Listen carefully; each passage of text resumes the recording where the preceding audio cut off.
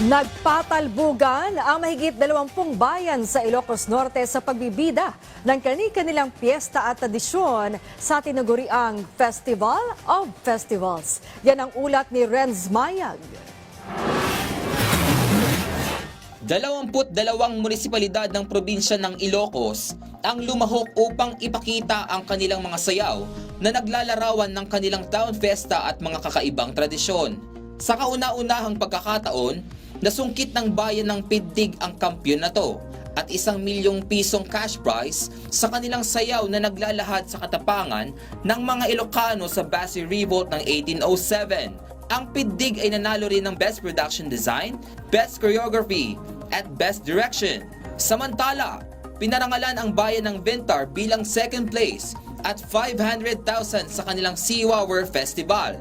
At ang lungsod ng Batak naman ang ikatlong pwesto na may 400,000 para sa kanilang Empanada Festival presentation.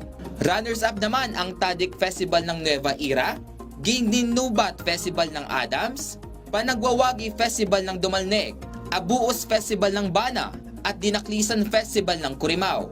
Tema ngayong taon, Gaming ni Ilocano o Kayamanan ng mga Ilocano. Isang pagpupugay ito sa mayamang kasaysayan ng lalawigan na ipinakita sa pamamagitan ng orihinal na sayaw at musika. In line with our theme of Gameng ni Ilocano, we once again celebrate our culture, our art, our dance, our music, the very things that make Ilocos Norte special. Renz Mayag para sa Pambansang TV sa Bagong Pilipinas.